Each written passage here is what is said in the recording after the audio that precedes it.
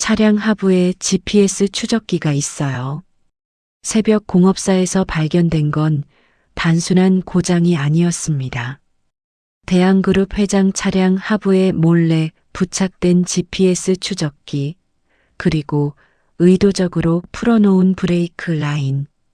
누군가 사고로 위장하여 재벌 회장을 죽이려는 계획. 단 한 명 정비사의 의심이 아니었다면 완벽한 사고로 끝났을 사건. 기름 묻은 손이 밝혀낸 충격적인 진실, 그리고 무너지는 한 가족의 마지막 선택이 시작됩니다. 새벽 5시. 아직 세상이 잠들어 있는 시간이었습니다. 경기도 외곽의 작은 공업사 불빛만이 어둠 속에서 혼자 깜빡이고 있었습니다. 간판에는 성철 자동차 정비라는 글자가 세월의 흔적을 잔뜩 머금은 채 걸려 있었습니다. 그 안에 민준혁이 있었습니다. 작업복은 기름때로 검게 물들어 있었고 손등에는 오래된 상처 자국이 여러 개 남아 있었습니다. 손가락 마디마다 굳은 살이 박혀 있어서 이 청년이 얼마나 오랫동안 이 자리에서 일해왔는지를 말해주고 있었습니다. 29살. 또래 친구들이 대기업 입사 준비를 하거나 유학을 준비하는 나이였지만 민준혁에게는 이 공업사가 전부였습니다. 민준혁의 어머니 오순자는 근처 골목에서 작은 분식집을 운영하고 있었습니다. 민준혁의 아버지는 민준혁이 17살 때 교통사고로 세상을 떠났습니다. 덤프트럭에 치인 아버지의 차는 형체를 알아볼 수 없을 만큼 부서져 있었고 그날 이후 어린 민준혁은 이상한 다짐을 하나 하게 되었습니다. 차를 제대로 고치는 사람이 되겠다고. 누군가의 아버지가, 누군가의 가족이 자신처럼 차 때문에 가족을 잃지 않도록. 그 다짐이 그를 이 공업사로 이끌었습니다. 공고를 졸업하고 바로 이곳에 취직해서 어느덧 10년이 다 되어가고 있었습니다. 준혁아, 오늘도 일찍 나왔어? 공업사 사장 박성철이 커피 2잔을 들고 셔터 안으로 들어오며 말했습니다. 박성철은 50대 초반에 투박하게 생긴 사람으로 말수가 적었지만 속이 깊은 사람이었습니다. 어차피 잠도 안 오고요. 어제 들어온 소나타 보면 볼수록 여기저기 문제예요. 민준혁이 대답하며 커피를 받아 한 모금 마셨습니다. 준혁아, 오늘 아침에 차 한 대 들어올 거야. 근데 이거 보통 차가 아니야. 번호판 숫자 3자리에 검은색 플래그십 차량. 대한그룹 차야. 민준혁이 고개를 들었습니다. 눈빛이 달라졌습니다. 대한그룹이요? 응. 회장 전용 차라더라. 어제 저녁에 연락이 왔어. 근처 고속도로에서 갑자기 이상 소음이 났는데 자기네 전담 정비소가 오늘 문을 못 연다고 해서 임시로 우리한테 맡기겠다는 거야. 우리 공업사 생긴 이후로 이런 차는 처음이야. 박성철이 말을 이으며 민준혁을 바라보았습니다. 네가 제일 꼼꼼하니까 네가 맡아. 근데 준혁아, 딱 의뢰받은 것만 해. 알지? 괜히 여기저기 들쑤시지 말고. 그 말에 뭔가 이상한 무게감이 실려 있었습니다. 하지만 그 순간 민준혁은 그냥 넘겼습니다. 오전 8시 검은색 대형 세단이 공업사 앞마당으로 조용히 미끄러져 들어왔습니다. 차에서 내린 사람은 비서실장 이한결이었습니다. 날카로운 눈매에 완벽하게 다려진 정장 차림이었습니다. 그는 공업사 마당을 한번 훑어보더니 입술을 살짝 비틀었습니다. 이 공업사가 마음에 들지 않는다는 표정이었습니다. 박 사장님이십니까? 이한결이 박성철을 향해 인사를 건넸습니다. 예, 맞습니다. 회장님 차입니다. 소음 원인 파악과 하부 점검만 해주시면 됩니다. 다른 건 손대지 마시고요. 오후 2시까지 작업 완료 부탁드립니다. 이한결이 떠나고 민준혁은 차 주변을 천천히 한 바퀴 돌았습니다. 외관상으로는 흠집 하나 없는 완벽한 상태였습니다. 운전석 문을 열고 안을 확인했습니다. 고급 가죽 시트에서 은은한 향기가 났습니다. 시트 조절 버튼, 마사지 기능, 냉난방 통풍 기능. 민준혁이 한 번도 타본 적 없는 종류의 차였습니다. 이야, 이게 얼마짜리야? 함께 출근한 동료 유시온이 차를 구경하며 말했습니다. 그냥 쳐다만 봐. 민준혁이 짧게 대답하고 리프트 위로 차를 올렸습니다. 하부로 들어가 소음 원인을 찾기 시작했습니다. 서스펜션에 문제는 없었습니다. 배기 개통도 이상이 없었습니다. 그런데 조금 더 들여다보던 민준혁의 손이 멈췄습니다. 차량 하부, 정확히는 뒤쪽 범퍼 안쪽 철제 프레임에 작고 납작한 기기가 붙어 있었습니다. 검은 테이프로 꼼꼼하게 감겨 있었고 기기 측면에는 작게 LED 불빛이 깜빡이고 있었습니다. 민준혁은 그것을 보고 처음에는 뭔가 차량 전자장비의 일부인가 싶었습니다. 하지만 그 생각은 3초를 넘기지 못했습니다. 이건 애프터마켓 부품이 아니었습니다. 차량 출고 때부터 달린 부품도 아니었습니다. 무선 송신 장치, 즉 GPS 위치 추적기였습니다. 민준혁은 잠시 동안 움직이지 않았습니다. 민준혁은 그 장치를 건드리지 않았습니다. 사진부터 찍었습니다. 개인 휴대폰으로 여러 각도에서 촬영했습니다. 그리고 리프트를 내리고 정비소 안쪽으로 들어왔습니다. 유시온이 눈치를 채고 다가왔습니다. 왜 그래? 뭐 나왔어? 시온아, 너 GPS 추적기 생긴 거 알지? 당연하지.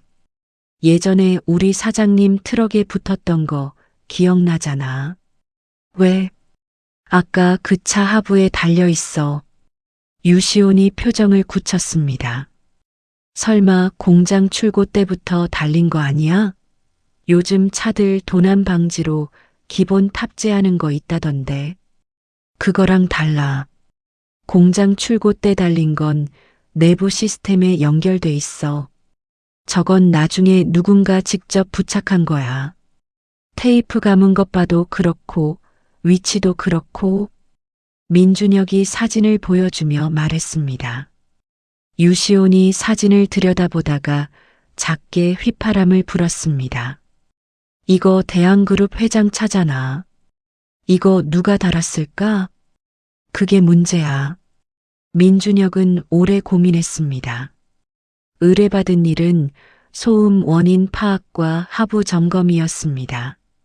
추적기를 발견했다고 해서 자신이 개입해야 할 이유는 없었습니다. 그냥 모른 척하고 하부 소음 원인만 수리하고 차를 돌려보내면 그만이었습니다. 하지만 자꾸 생각이 걸렸습니다. 저 장치는 차 주인이 달았을까? 아니면 다른 누군가가 달았을까? 차 주인이 달았다면 자기 차에 추적기를 달 이유가 없었습니다. 그렇다면 다른 누군가가 모르게 달아놓은 것이었습니다.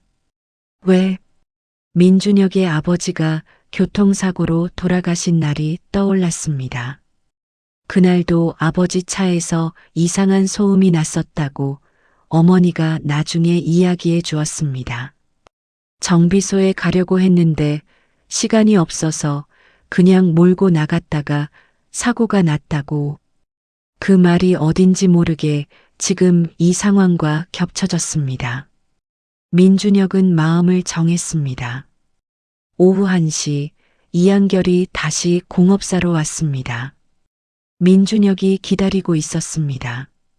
소음 원인은 우측 서스펜션 부식 마모였습니다. 교체 완료했습니다. 수고하셨습니다.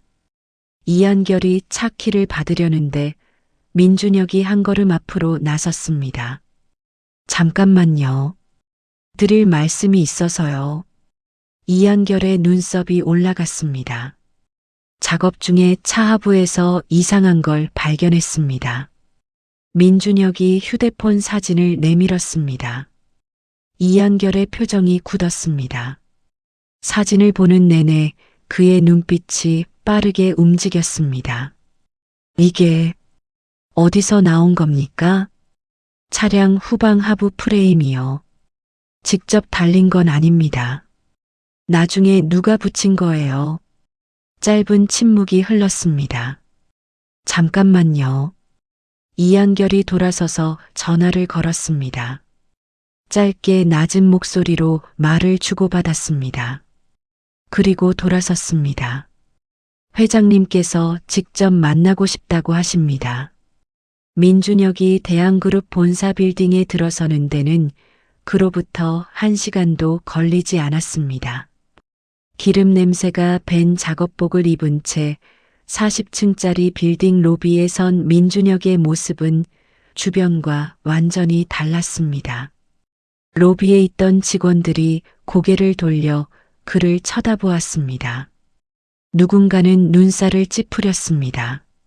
민준혁은 그 시선들을 느꼈지만 발걸음을 멈추지 않았습니다. 이한결의 안내로 들어선 회장 집무실은 조용했습니다. 창문 너머로 서울 전경이 내려다 보였습니다. 넓은 창가 쪽에 등을 돌리고 서 있던 사람이 천천히 돌아섰습니다. 강태민이었습니다. 67살이라고는 믿기 어려운 강인한 인상이었습니다.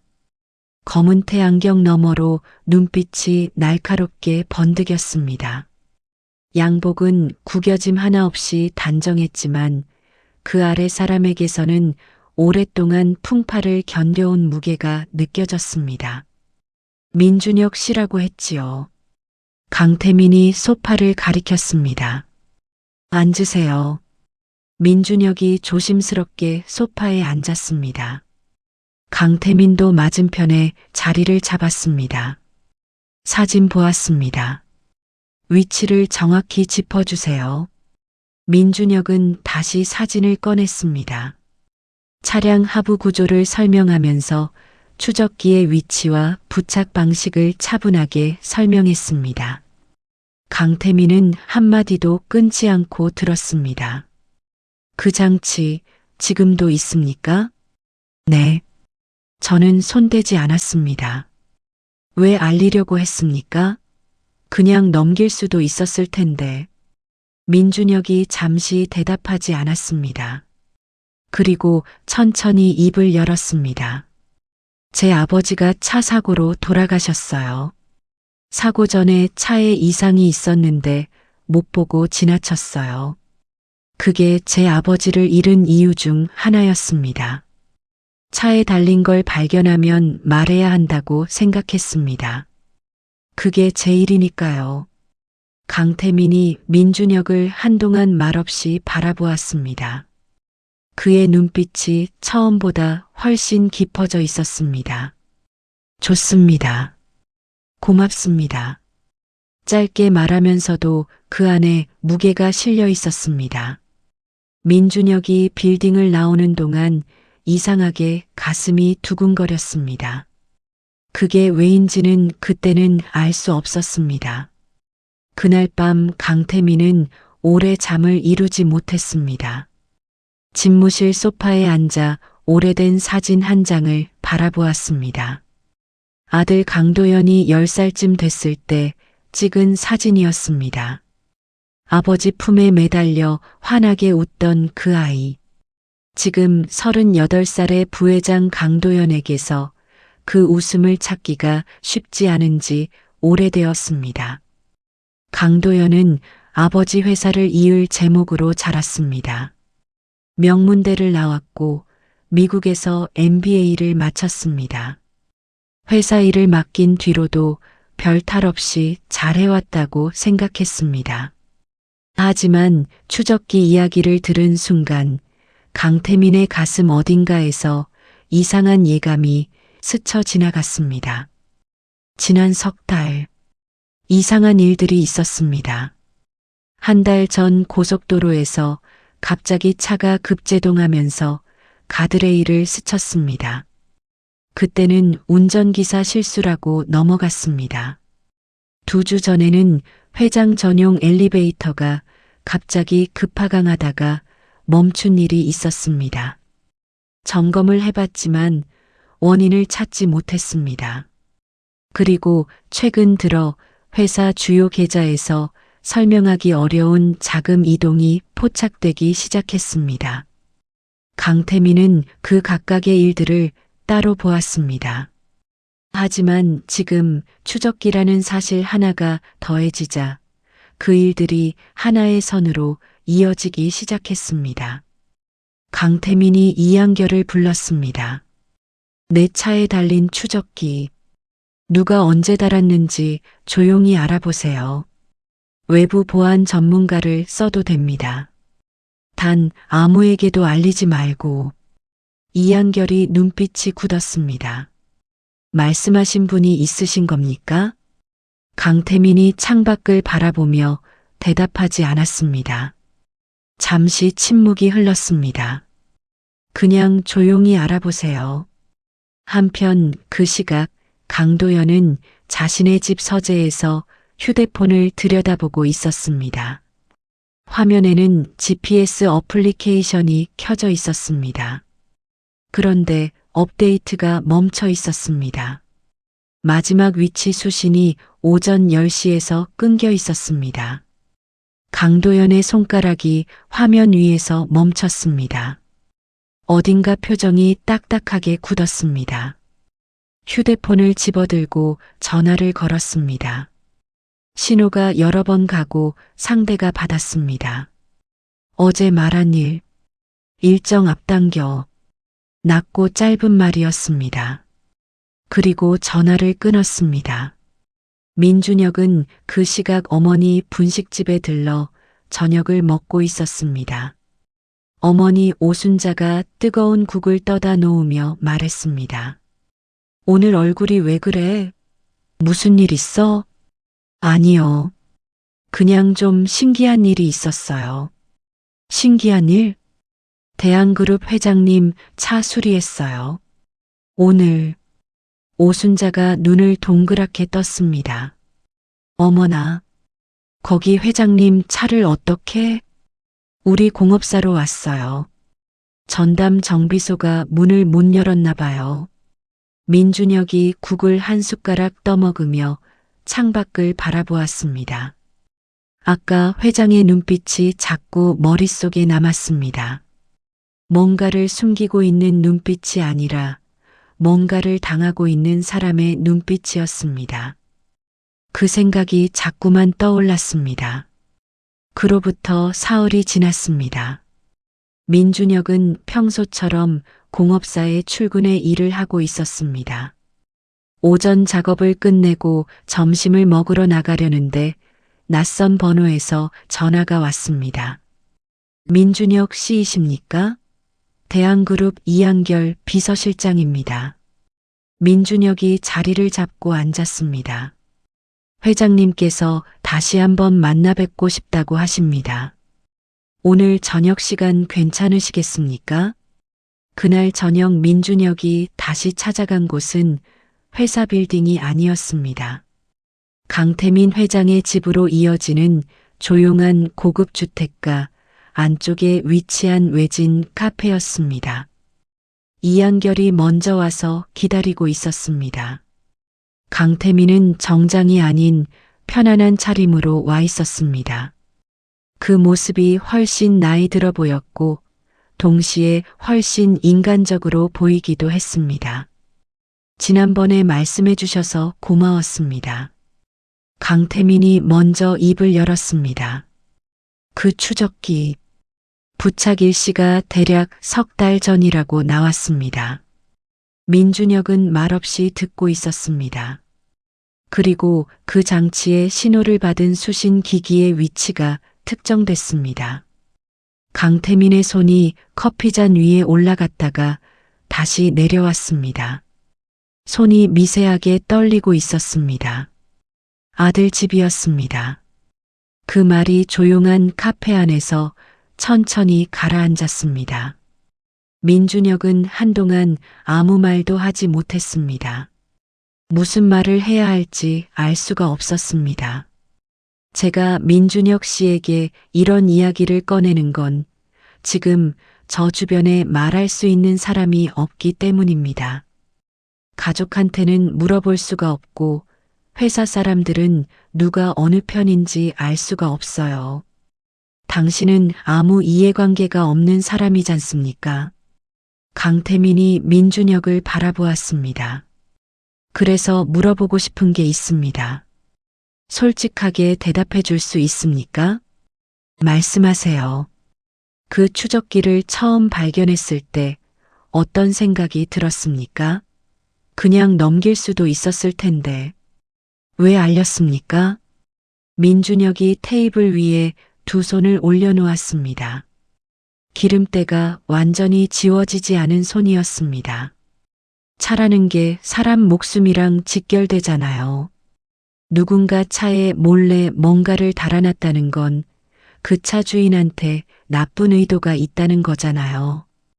제가 그냥 넘기면 나중에 뭔가 나쁜 일이 생겼을 때 저한테도 책임이 있는 거라고 생각했어요. 강태민이 천천히 고개를 끄덕였습니다. 그 짧은 고개짓에 수많은 말이 담겨 있었습니다. 강태민이 비밀리에 고용한 보안 전문가들은 빠르게 움직였습니다. 추적기 이외에도 수상한 점들이 하나씩 드러나기 시작했습니다. 가장 먼저 나온 것은 석 달 전 고속도로 사고 당일의 CCTV 영상이었습니다. 차량이 급제동되기 직전 차량 앞쪽에서 이상한 경로로 끼어드는 차량이 있었습니다. 해당 차량 번호를 추적하자 이름도 주소도 존재하지 않는 유령 번호판이었습니다. 즉, 의도적으로 만든 번호판이었습니다. 두 번째는 엘리베이터였습니다. 그날 엘리베이터 점검 일지에는 이상 없음으로 기록되어 있었습니다. 하지만 제어 기판의 로그를 뽑아보자 외부 기기 접속 흔적이 남아 있었습니다. 누군가 원격으로 엘리베이터를 조작한 것이었습니다. 세 번째는 자금이었습니다. 강태민 명의의 개인 투자 계좌에서 소액이 조금씩 빠져나가고 있었습니다. 금액 자체는 크지 않았습니다. 하지만 그 계좌에 접근 권한을 가진 사람은 회장 본인과 위임장을 가진 강도현 단 둘뿐이었습니다. 이 모든 증거가 한 방향을 가리키고 있었습니다. 강태민은 그 보고서를 읽으면서 오랫동안 아무 말도 하지 못했습니다. 보안 전문가가 기다리는 동안 그는 그냥 앉아 있었습니다. 눈을 감았습니다. 다시 눈을 떴습니다. 손으로 이마를 짚었습니다. 그 사람이 도연이라는 것, 그것만큼은 아직 확신하고 싶지 않았습니다. 보고서에서 눈을 돌려 창밖을 바라보는 강태민의 눈가에 순간 무언가 번졌습니다. 그것이 눈물인지 아닌지는 아무도 확인하지 못했습니다. 보안 전문가도 이한결도 고개를 숙이고 있었으니까요. 더 조사할 수 있습니까? 강태민이 낮고 차분한 목소리로 물었습니다. 네, 회장님. 휴대폰 통신 기록과 관련 인물 동선까지 파악하면 더 구체적인 그림이 나올 겁니다. 해주세요. 그리고 이 일은 아무에게도 말하지 마세요. 회사 사람 포함해서 누구에게도. 강도연은 그 무렵 매우 자연스럽게 일상을 보내고 있었습니다. 회의를 주재하고 임원들과 점심을 먹고 기자들 앞에서 환하게 웃었습니다. 아버지 회사를 물려받을 준비가 된 후계자의 모습이었습니다. 다만 아버지 강태민을 만날 때마다 그의 눈빛이 잠깐씩 이상한 곳을 향했습니다. 아버지의 표정을 읽으려는 것 같기도 했고, 아버지가 자신을 의심하는지 살피려는 것 같기도 했습니다. 그 눈빛을 이한결은 놓치지 않았습니다. 한편 민준혁은 아무것도 모른 채 공업사에서 일상을 보내고 있었습니다. 오전에 차를 수리하고 저녁에는 공업사 구석에서 자동차 관련 책을 읽었습니다. 언젠가 자신의 공업사를 차리겠다는 꿈이 있었기 때문이었습니다. 그런데 그로부터 이틀 뒤 민준혁의 휴대폰이 울렸습니다. 모르는 번호였습니다. 받자마자 낮은 남성 목소리가 들렸습니다. 민준혁 씨 맞습니까? 저는 강태민 회장님 비서실 외부 보안 담당자입니다. 한 가지 부탁이 있습니다. 며칠 안에 회장님 차량이 다시 공업사로 갈 수 있도록 자연스럽게 연결해 주실 수 있겠습니까? 이유는 나중에 말씀드리겠습니다. 전화를 끊고 난 뒤 민준혁은 한동안 공업사 마당 구석에 서 있었습니다. 이게 대체 어디까지 가는 걸까? 나흘 뒤 강태민 회장의 차가 다시 공업사로 들어왔습니다. 이번에는 이한결이 아니라 강태민 본인이 직접 탄 채로였습니다.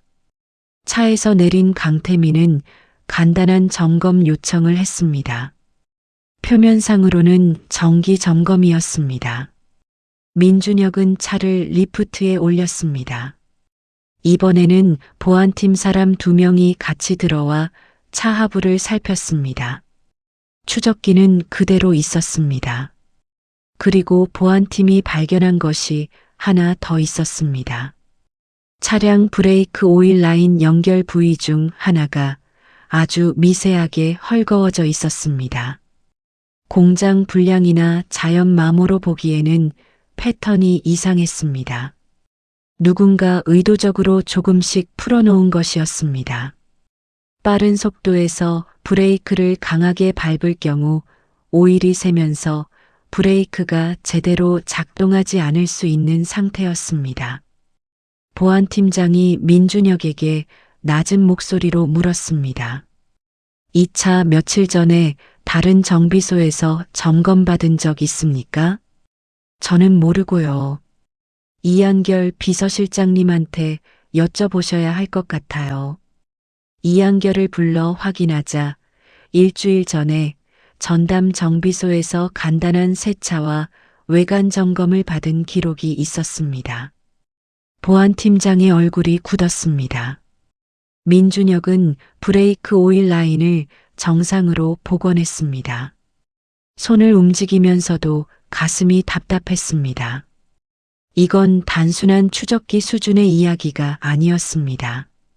누군가 이 차에 탄 사람을 사고로 죽이려 한 것이었습니다. 강태민이 공업사 한쪽 의자에 앉아 민준혁이 작업하는 걸 지켜보고 있었습니다. 그 모습이 조금 이상했습니다. 재벌 회장이 직접 공업사에 앉아서 청년 정비사가 일하는 걸 보고 있는 모습. 작업이 끝나고 민준혁이 다가가자 강태민이 먼저 말을 건넸습니다. 수고했습니다. 괜찮으십니까? 민준혁이 조심스럽게 물었습니다. 강태민이 잠시 대답하지 않았습니다. 그리고는 짧게 웃었습니다. 웃음 안에 쓴맛이 섞여 있었습니다. 아들 녀석이 40년 전에 저 무릎 위에서 잠든 적이 있어요. 회사 짓느라 집에 못 들어가던 시절인데 어쩌다 집에 들어가면 그 녀석이 제 무릎에서 잠들어 있었습니다. 그게 제일 행복했던 기억이에요. 민준혁이 말없이 들었습니다. 그 녀석이 지금 저를 죽이려 한다고 하더군요. 그 말이 공업사 안에 조용히 내려앉았습니다. 강태민이 일어서며 말했습니다. 다음 주에 큰 일이 있을 것 같습니다. 당신은 그냥 모른 척하고 있어도 됩니다. 이미 충분히 도와줬습니다. 하지만 민준혁은 그 말이 끝난 뒤에도 한동안 그 자리에 서 있었습니다. 뭔가 이상한 불안이 가슴을 눌렀습니다. 그날 밤 민준혁은 잠을 이루지 못했습니다. 강도연이 아버지에게 이상함을 눈치챈 것은 그로부터 이틀 뒤였습니다. 평소라면 회의 때마다 자신을 지지하던 아버지가 며칠 전부터 태도가 미묘하게 달라졌습니다. 말을 아끼고 결제를 미루고 눈빛이 달라졌습니다. 강도연은 처음에는 건강 문제라고 생각했습니다. 하지만 이한 결과의 관계도 묘하게 변한 것 같았습니다. 비서실장이 자신의 동선을 체크하는 느낌이 들었습니다. 강도연은 직감적으로 알아챘습니다. 뭔가가 새어나갔다고. 그날 밤 강도연은 측근 2명을 불렀습니다. 우리 아버지 차? 거기 달아놓은 거 누가 발견했어? 알아보겠습니다. 빨리 해. 그리고 그 차 들어갔던 공업사 있잖아. 거기 정비사 이름이 뭐라고 했지? 민준혁이라고 합니다. 그 사람이 뭘 알고 있는지 확인해. 조용히. 강도연의 눈빛이 차갑게 가라앉았습니다. 다음 날 오전 민준혁은 공업사에서 일하다가 낯선 차 한 대가 공업사 앞에 서는 것을 보았습니다. 차에서 내린 사람이 들어오더니 별 이유 없이 공업사 안을 두리번거리며 이것저것 물었습니다. 말투는 평범했지만 눈빛이 이상했습니다. 물어보는 내용도 정비와 관련이 없었습니다. 민준혁은 대충 대답을 하고 그 사람을 내보냈습니다. 그날 저녁 민준혁의 휴대폰에 메시지가 왔습니다. 이한결이었습니다. 오늘 공업사에 왔던 사람 강도현 씨 측근입니다. 조심하세요. 이 메시지 받으면 확인 연락 주세요. 민준혁은 잠시 그 문자를 바라보다 전화를 걸었습니다. 무슨 뜻입니까?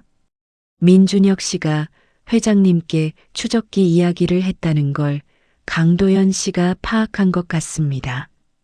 민준혁 씨를 통해 뭘 알고 있는지 확인하려 한 겁니다. 당분간 혼자 다니지 마세요. 전화를 끄는 민준혁은 공업사 셔터를 내리고 뒷방에 혼자 앉았습니다. 숨을 깊게 들이켰습니다. 가슴이 두근거렸습니다. 자신은 그냥 차 한 대 수리하고 발견한 걸 솔직하게 말했을 뿐인데 이 상황이 어디까지 흘러가는 건지 짐작이 가지 않았습니다. 사흘이 지났습니다.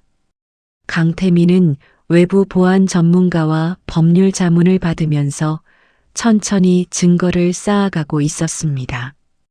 추적기 부착 경위, 브레이크 조작 흔적, 전담 정비소 직원 중 한 명과 강도연의 연결고리, 그리고 자금 이동 내역과 강도연 명의로 운영되는 유령법인. 그것들이 모아지자 하나의 그림이 완성되었습니다. 강도연은 아버지가 사고로 사망할 경우 경영권을 확보하기 위해 이미 1년 이상 전부터 준비를 해왔습니다. 외부 협력자 2명을 고용해 사전에 몇 가지 접근 경로를 만들어뒀습니다. 고속도로 추돌 유도, 엘리베이터 조작, 브레이크 라인 결함. 이미 2번의 시도가 있었고 이번이 3번째였습니다. 강태민이 그 보고서를 다 읽고 한동안 말이 없었습니다. 이한결이 조심스럽게 물었습니다. 회장님, 경찰에 신고하시겠습니까? 강태민이 천천히 고개를 들었습니다. 그 전에 도연이 얼굴을 한번 봐야겠습니다. 이한결이 눈빛에 걱정이 번졌습니다. 회장님, 걱정하지 마세요. 그냥 아비로서 한번 마주봐야 할 것 같습니다. 그날 저녁 강태민은 아들 강도연을 집으로 불렀습니다. 강도연이 왔을 때 강태민은 서재에 혼자 앉아 있었습니다. 테이블 위에는 서류 봉투가 놓여 있었습니다. 강도연이 아버지 앞에 앉았습니다. 평소보다 조금 긴장한 기색이었습니다. 아버지, 부르셨어요? 강태민이 아들을 바라보았습니다. 한참을 바라보았습니다. 그 눈빛 안에는 분노도 있었고, 슬픔도 있었고, 무너지는 무언가도 있었습니다. 도연아? 네. 너한테 뭔가 부족한 게 있었냐? 내가 뭘 잘못해줬냐? 강도연이 표정이 굳었습니다. 무슨 말씀이세요? 강태민이 서류 봉투를 테이블 위로 밀었습니다. 강도연이 봉투를 펼쳤습니다. 사진들이 나왔습니다. 추적기 사진, 브레이크 라인 사진, 자금 이동 내역, 그리고 강도연의 측근과 전담 정비소 직원이 만나는 장면을 찍은 사진. 강도연의 손가락이 멈췄습니다. 얼굴이 천천히 하얗게 변해갔습니다. 아버지, 말해봐. 강태민의 목소리가 낮고 흔들렸습니다. 그 흔들림이 오히려 더 무겁게 들렸습니다. 강도연이 입술을 열었다가 다시 닫았습니다. 그리고 다시 열었습니다. 하지만 말이 나오지 않았습니다. 강태민이 눈을 감았습니다. 경찰에 신고가 들어갈 거다.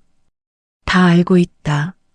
하지만 그 전에 네 입으로 듣고 싶었어. 긴 침묵이 흘렀습니다. 그리고 강도연이 조용히 말했습니다. 저한테는 시간이 없었어요, 아버지. 아버지가 경영권을 언제까지 쥐고 있을지 몰랐고, 외부 주주들이 움직이기 시작하면 저는 아무것도 못해요. 저도 지쳤어요. 아버지 그늘 아래서 항상 두 번째인 게 지쳤어요. 강태민이 눈을 떴습니다. 그 눈 안에 눈물이 맺혀 있었습니다. 그거 하나만 말해주면 돼. 나한테 그 말을 왜 못했냐? 강도연이 고개를 떨구었습니다. 아무 말도 없었습니다. 그날 밤 민준혁은 어머니 분식집 근처 골목길을 걷다가 발걸음을 멈췄습니다. 저 앞 가로등 아래 낯선 차 한 대가 주차되어 있었습니다. 며칠 전 공업사 앞에 왔던 차와 번호가 같았습니다. 민준혁은 방향을 바꿔 편의점으로 들어갔습니다. 이한결에게 문자를 보냈습니다. 어머니 분식집 근처에 아는 차가 있습니다. 3분 뒤 답장이 왔습니다. 이동하지 마세요. 지금 바로 사람 보냅니다. 민준혁은 편의점 안에서 기다렸습니다.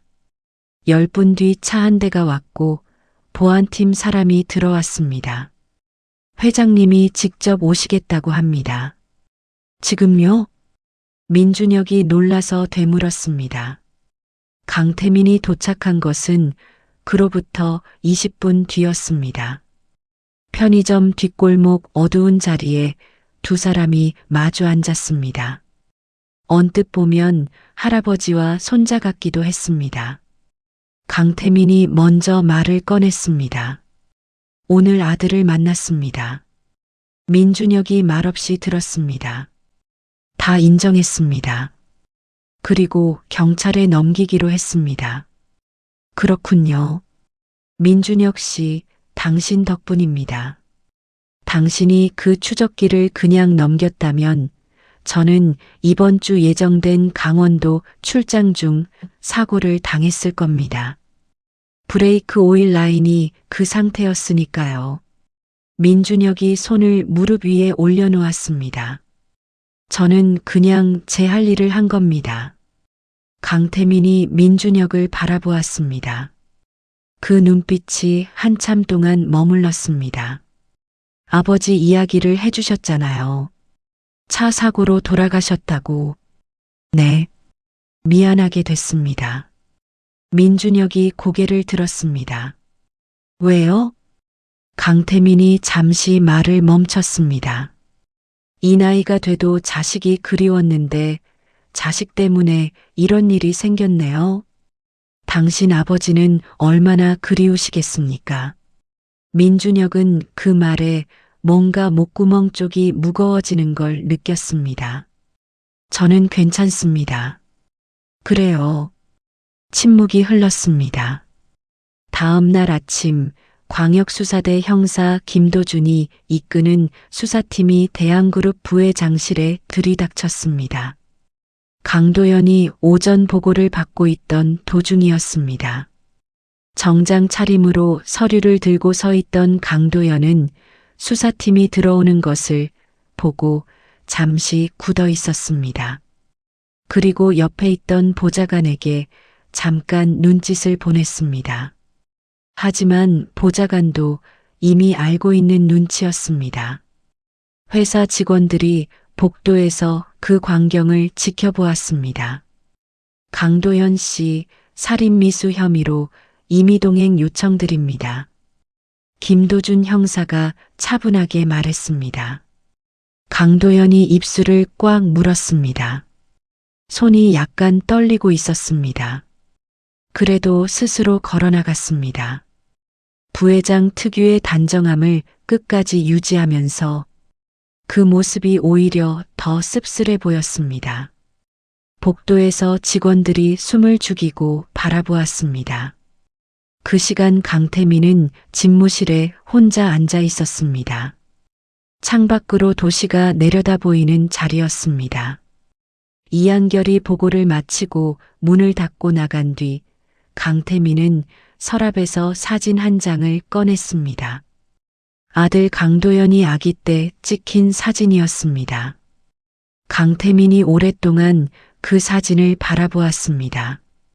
그리고 조용히 책상 서랍에 다시 넣었습니다. 눈물 한 방울이 책상 위에 떨어졌습니다. 한편 민준혁은 그날 오전 공업사에서 평소처럼 일을 하고 있었습니다. 뉴스 속보가 떴습니다. 유시온이 휴대폰을 들고 뛰어왔습니다. 야야, 대한그룹 부회장 체포됐대. 아버지인 강태민 회장 살인미수. 유시온이 숨을 헐떡이며 말했습니다. 민준혁은 그 뉴스를 잠시 바라보다가 다시 작업을 계속했습니다. 알아. 알아? 어떻게 알아? 민준혁이 대답하지 않고 렌치를 들었습니다. 손이 약간 떨렸습니다. 유시온이 뭔가 눈치를 챈 듯 입을 다물었습니다. 그리고 조심스럽게 물었습니다. 혹시 네가 그 사건에 처음부터 연관된 거야? 민준혁이 짧게 대답했습니다. 차 한 대 고친 것뿐이야. 공업사에 잠시 침묵이 흘렀습니다. 민준혁은 공업사 앞마당에 나와 하늘을 바라보았습니다. 가을 하늘이 높고 맑았습니다. 사건이 세상에 알려지고 나서 한 주가 지났습니다. 강도연은 구속되었습니다.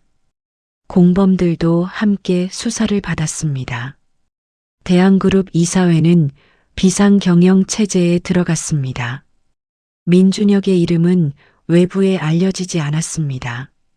강태민이 그렇게 해달라고 부탁했고 이한결이 철저하게 처리했습니다. 민준혁은 그게 오히려 고마웠습니다. 뉴스에 이름이 나오는 것도 싫었고 무엇보다 어머니가 걱정할까봐 두려웠습니다. 공업사는 평소대로 돌아갔습니다. 그런데 한 가지가 달라졌습니다. 민준혁이 일하는 모습이 달라진 것이었습니다. 차를 볼 때 더 꼼꼼하게 들여다보게 되었습니다. 아주 작은 이상도 그냥 넘기지 않게 되었습니다. 사람 목숨이 달린 기계라는 걸 예전보다 훨씬 더 무겁게 느끼고 있었습니다. 사건이 정리된 지 2주일 뒤 이한결로부터 연락이 왔습니다. 회장님이 한번 뵙고 싶다고 하십니다. 식사 자리입니다. 민준혁이 공업사를 나서서 찾아간 식당은 고급스럽지도 않았습니다. 조용한 동네 한정식집이었습니다. 강태민이 먼저 와 있었습니다. 자리에 앉자마자 강태민이 말했습니다. 준혁 씨, 오랜 부탁이 있습니다. 말씀하세요. 우리 회사 차량 관리를 담당하는 팀이 있습니다. 전담 정비소와 계약해서 운영하는데 이번 사건 이후로 기존 정비소와의 계약을 끊었습니다. 박성철 사장님 공업사와 정식 계약을 맺고 싶습니다. 민준혁이 잠시 멈칫했습니다. 저희 공업사는 작습니다. 대한그룹 규모를 감당하기엔 규모보다 신뢰가 중요합니다. 저는 신뢰할 수 있는 곳을 원합니다. 강태민이 잠시 말을 멈추었다가 다시 이었습니다. 그리고 민준혁 씨에게는 개인적인 제안이 하나 있습니다. 우리 회사에서 차량 안전 점검 자문을 해주실 수 있겠습니까? 사내 직원은 아닙니다. 독립적인 자문 계약입니다. 본업은 공업사에서 그대로 하시면 됩니다. 민준혁이 잠시 강태민을 바라보았습니다. 왜 저한테요? 강태민이 미소를 지었습니다. 당신이 가진 건 학위가 아닙니다. 기름 묻은 손과 차에 달린 생명을 아는 눈이에요. 그게 저는 필요합니다. 민준혁은 오랫동안 그 말을 되새겼습니다. 아버지가 사고로 돌아가신 날 이후로 자신이 이 일을 시작한 이유가 바로 그것이었습니다. 차에 달린 생명을 아는 눈. 그 눈이 인정받는 세상이 오고 있었습니다. 민준혁이 고개를 들어 대답했습니다. 해보겠습니다. 그날 밤 민준혁은 분식집 문을 닫은 어머니와 함께 걸어서 집으로 돌아갔습니다. 오순자가 아들 얼굴을 들여다보며 말했습니다. 요즘 얼굴이 좀 달라 보여. 뭔가 좋은 일 있어? 민준혁이 걸음을 늦추며 대답했습니다. 그냥요. 그냥 일이 좀 달라진 것 같아요. 오순자가 고개를 갸웃거렸습니다. 달라지다니? 예전에는 그냥 고치는 거라고 생각했는데 요즘은 지키는 거라고 생각하게 됐어요. 오순자가 아들의 말을 듣다가 잠시 발걸음을 멈추었습니다. 그리고는 아들을 바라보며 말했습니다. 네 아버지가 딱 그 말했거든. 차 고치는 사람은 사람을 지키는 사람이라고. 민준혁이 발걸음을 멈추었습니다. 어머니가 말을 이었습니다. 살아계실 때 자주 하시던 말이야. 내가 차 잘 고쳐야 누군가 집에 무사히 돌아간다고. 그게 보람이라고. 민준혁이 눈을 깜빡였습니다. 눈가가 뜨거워지는 게 느껴졌습니다. 아버지가 그런 말을 했었어요? 응. 너한테 한 번도 말 안 했어? 처음 들어요. 두 사람이 잠시 골목 한가운데 서 있었습니다. 낮은 가로등 불빛이 어머니의 흰 머리카락을 비추고 있었습니다. 민준혁이 나지막이 중얼거렸습니다. 저도 그런 것 같아요. 아버지 닮은 것 같아요. 오순자가 아들의 손을 한번 꽉 쥐었습니다.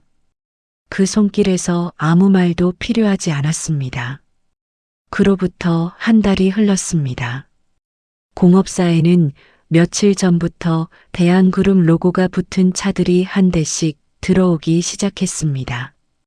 박성철 사장은 직원을 한 명 더 뽑았고 공업사 앞마당을 넓혔습니다. 간판도 새로 달았습니다. 민준혁은 아침 5시에 출근했습니다. 여전히 새벽이 가장 먼저 나왔습니다. 달라진 건 지금은 커피를 혼자 마시는 게 아니라 유시온과 나란히 앉아 마신다는 것이었습니다. 야, 너 진짜 대단하다. 유시온이 커피를 홀짝이며 말했습니다. 뭐가? 재벌 회장 2번 구하고 자기 공업사도 살리고 공업사 산 건 사장님이 살린 거야. 어차피 계기는 네가 만든 거잖아. 민준혁이 커피잔을 들고 공업사 마당을 바라보았습니다.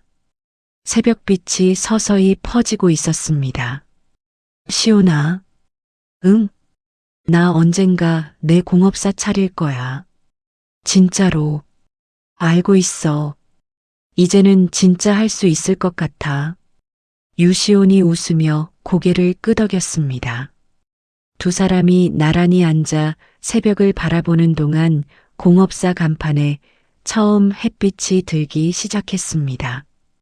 민준혁은 리프트 위에 올라간 차 하부를 들여다보고 있었습니다. 기름 냄새가 났습니다. 차가운 금속 냄새가 났습니다. 새벽 공기가 셔터 사이로 들어왔습니다. 아버지 생각이 났습니다. 늘 그 냄새 속에 있던 사람이었습니다. 민준혁이 손전등을 들고 부품 하나하나를 확인하며 중얼거렸습니다. 아버지, 저 잘하고 있죠? 아무도 대답하지 않았습니다. 하지만 공업사 새벽 공기가 어딘지 모르게 따뜻하게 감겨드는 것 같았습니다. 민준혁은 오늘도 손에 렌치를 쥐었습니다. 이야기는 여기까지입니다. 감사합니다.